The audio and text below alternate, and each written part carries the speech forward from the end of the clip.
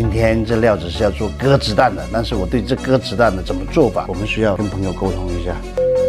康哥，嘿嘿嘿，邊度人啊？廣州啊。係咯，一聽你講嘢我就知啊，呢隻淋水好靚喎。淋水得唔得？掂，不過你話要做大嘅鴿子蛋喎。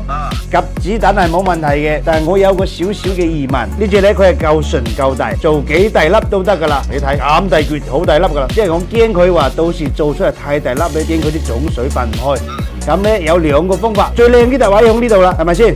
我哋用呢邊呢笪位做細粒啲，睇細粒出嚟效果點。如果效果掂當，先至過嚟做大粒嘅，好唔好？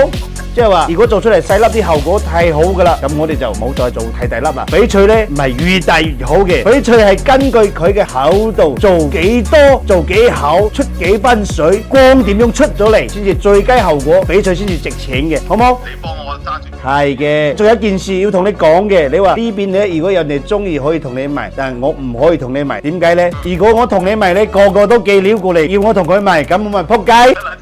好好，唔好意思，唔好意思。咁你其他呢啲料你想點做啊？你揸主意啊，我都冇概念啊。你冇概念就件唔件同你形狀啊整靚啲咯，之後咧就設計個圖出嚟。如果設計咗圖，即係圖你又啱啦，我就同你講工錢，工錢你又啱啦，我哋就開工。OK，咁呢隻咧就呢部位參差少少嘅，先做效果先。OK，做得掂當就整大粒佢，係咁先。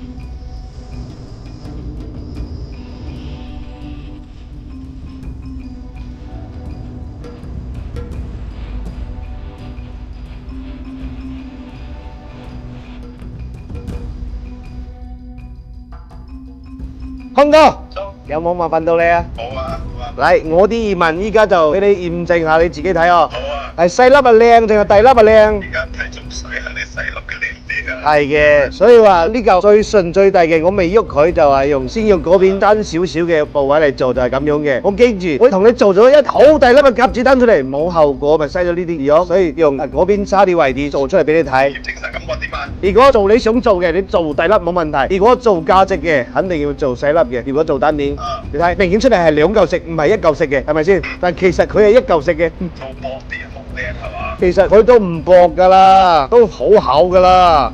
你呢啲話做太大粒咧，你睇。細粒睇嘅效果正好多咯。係咯，你睇悶悶地啊，啲光走唔到出嚟啊，做法就一樣嘅。之前你寄過嚟嗰啲啊，咪同你切咗之後，同你設計好，陣間一齊發俾你啊。呢啲效果圖又發俾你，呢啲又發俾你，好唔好？好。咁就係咁啦，到時要咩嘢我哋就溝通啦，文字溝通啦。好。好，係咁先，拜。唔該。唔好晒。